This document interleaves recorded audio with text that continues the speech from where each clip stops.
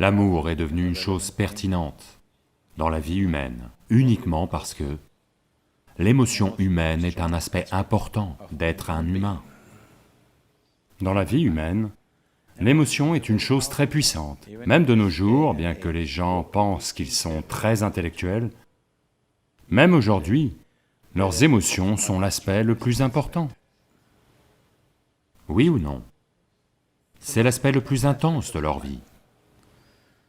Ils prétendent qu'ils sont intellectuels, mais leur intellect n'est jamais si intense, mais leurs émotions sont intenses. Peut-être pas l'amour, peut-être pas la compassion, mais peut-être la colère, peut-être l'irritation. Ce sont toutes des émotions.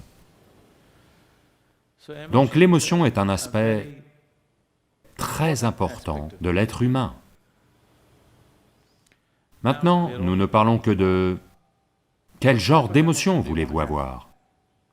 Maintenant, si vous... Avez-vous un mental? Avez-vous un mental? Oui. Voulez-vous un mental tranchant ou émoussé? Pourquoi? Ça fonctionne mieux ainsi, n'est-ce pas? De même, si vous avez des émotions, voulez-vous des émotions douces ou des émotions amères? Des émotions douces, ça fonctionne mieux ainsi, n'est-ce pas? Donc l'amour veut dire juste cela. Vous avez transformé vos émotions en de la douceur. Maintenant, je veux être amoureux sans émotion. C'est une idée très européenne.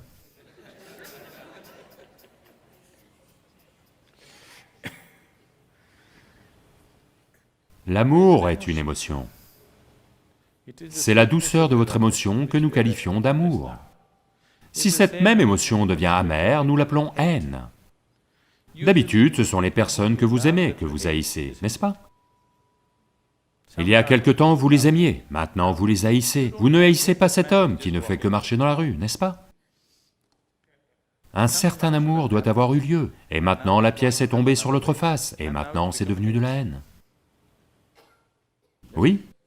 Donc c'est juste la même pièce, si elle tombe comme ceci, ça devient de l'amour, si elle tombe comme ça devient de la haine. Ne pensez pas qu'ils soient trop éloignés. Ils sont plutôt proches. Une petite chose tourne mal, l'amour devient haine, n'est-ce pas? Alors, comment être amoureux sans émotion? L'amour est une émotion. Maintenant, le choix est seulement, désirez-vous que vos émotions soient douces, agréables ou des émotions désagréables? C'est votre choix.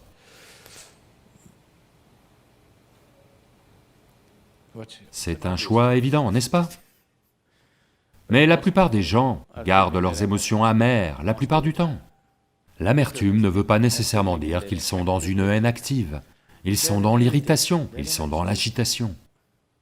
Ils sont dans un certain type de... La peur est aussi une émotion, l'anxiété est une émotion. C'est dans un certain degré de désagrément. Si vous rendez vos émotions très agréables, alors la vie sera très agréable. Même aujourd'hui, la plupart des gens vivent un moment d'amour comme l'expérience la plus profonde de leur vie. Ce ne l'est pas. Mais ils le vivent de cette façon parce que c'est la chose la plus intense qu'ils aient touchée. C'est la dimension la plus profonde de la vie qu'ils aient touchée, un moment d'amour. Donc ils l'élèvent aux cieux. Les gens le transportent aux cieux. Les gens parlent d'amour divin. Vous ne savez pas si Dieu aime ou pas. Les êtres humains sont capables d'aimer, s'ils en ont la volonté. Le chien est capable d'aimer. Quand les êtres humains vous déçoivent, vous vous procurez un chien. Si vous avez un chien, c'est une histoire d'amour garantie pour 12 ans. Oui. Ne sous-estimez pas ceci. Vous vous procurez un chien, chaque jour vous rentrez à la maison, quel accueil vous recevez. Votre épouse, elle n'est pas bien. Un jour elle est comme ci, un autre jour comme ça, vos enfants, ils ne s'intéressent pas à si vous rentrez ou partez de la maison. Mais votre chien, chaque jour, quel accueil enthousiaste il vous donne. Personne n'est capable de ça, n'est-ce pas? Chaque jour, sans faute. Il ne vous montrera jamais d'indifférence. il est un tel coup de pouce pour vous. Vous savez, un chien est amour à coup sûr. C'est peut-être juste une faute d'orthographe. Vous savez, des fautes de frappe peuvent arriver.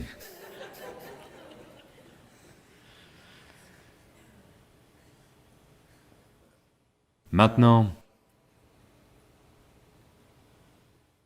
si vous vous êtes façonné d'une façon telle que personne autour de vous ne puisse vous aimer, alors votre seul secours c'est... Quelqu'un doit vous aimer à distance, depuis là-bas. C'est une façon malheureuse de vivre. Dieu vous aime, c'est la façon la plus malheureuse de vivre. Ça veut dire que vous vous êtes façonné de telle manière que personne ne peut même vous regarder. Si les gens autour de vous ne peuvent s'empêcher de vous aimer, ça c'est une belle manière d'être, n'est-ce pas? Vous n'êtes peut-être pas exceptionnel, vous êtes peut-être mignon au moins.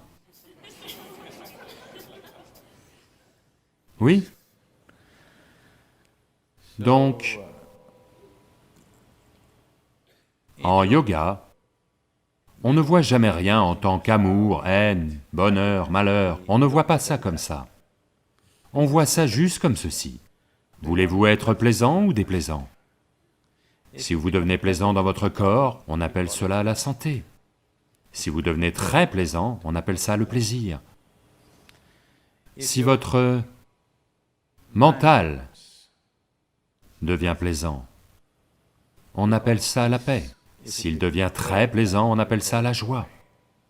Si vos émotions deviennent plaisantes, on appelle ça l'amour. Si elles deviennent très plaisantes, on appelle ça la compassion. Si vos énergies vitales deviennent plaisantes, on appelle ça la félicité. Si elles deviennent très plaisantes, on appelle ça l'extase. Si votre environnement devient plaisant, on appelle ça le succès.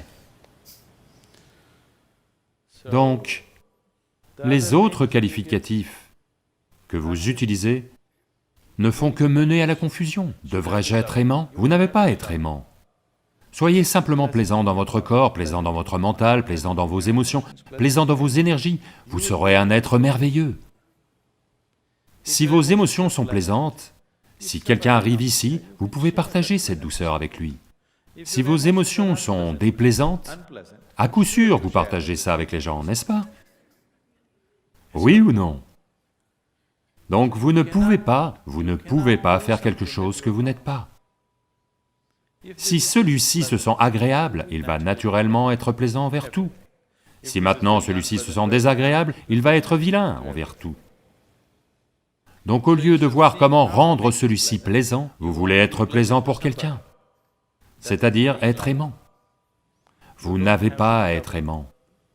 Si tout en vous est devenu plaisant, ce qui est nécessaire à cet instant, vous allez le faire. Si vous devez dire des choses plaisantes, vous allez dire cela. Si vous devez dire des choses dures, vous allez dire cela.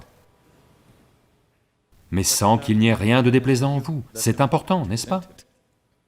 Si vous deviez faire la guerre, vous la feriez, sans qu'il n'y ait rien de déplaisant en vous.